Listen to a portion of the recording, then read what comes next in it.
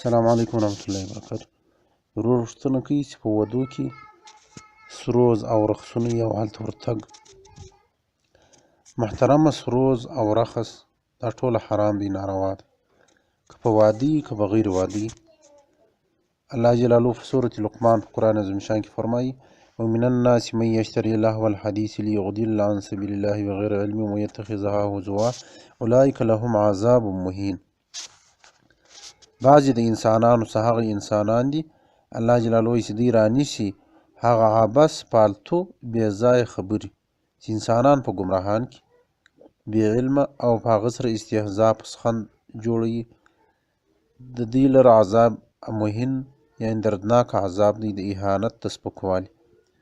ابن عباس او حسن رضی الله عنهما روایت کړی دی، د لهو الحدیث روایت یې کړی دی، تفسیر یې کړی دی په ملاهي سره. ملاهي معنا یعنې د سروز د ساتیري شان چې په هر شي باندې ساتیری کېږي، لکه د نن سبا سروز و ډول دا په لهو الحدیث کې دي چې الله جلاله وایي من الناس، بعض د انسانانو څخه هغه څوک دي یشتري چې دی رانیسي لهو الحدیث، هغه عبث پالتو بې ځایه خبرې چې هغه دغه د ساتیري د سروز اسباب دي. نو سروز چې دی هغه حرام دی په هر وخت کې، که په واده که په غیر واده. عبدالرحمن ابن یزید رضی الله عنه روایت کوي د ابي عامر ابي مالک اشعري تنوس، هغه وایي رسول الله صلی الله علیه وسلم وفرمایل: لیکون فی امتی قوما یستحلون الحر والحریر والخمر والمعازف. ژر دی زما په امت کې به قوم پیدا شي چې دوی به حلال بولي زنا او ریشم او شراب او معازف معنا سروز، دا به ټوله حلال بولي. الزواجر عن اقتراف الکبائر جلد نمبر 2 صفحه نمبر 319. چې سروز اوریدل حرام دی، هر وخت حرام دی سروز اوریدل. او بل کوم چې د فقه په بعضو کتابو کې دا راځي چې رسول الله صلی الله علیه وسلم فرمایي، حدیث شریف دی، چې تاسې اعلان کوئ په واده سره، یعنې خبرتیا کوئ که څه په دریا سره وي. د هغه دوه مطلبه دي.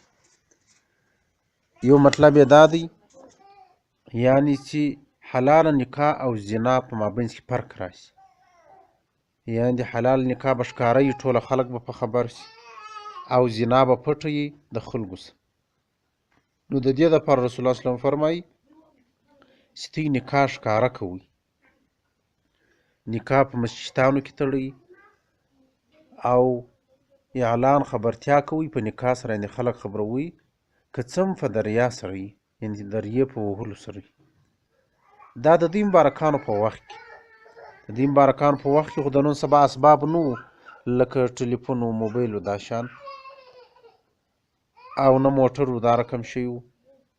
نو چې د یو چا کره به واده و نو به کوچني نجونو یا زنانو دا رقم یو چا به دریا ووهل، په دریا به شاوخوا خلک کورونه سره خبر سو چې نن د پلانکي کور کره واده دی.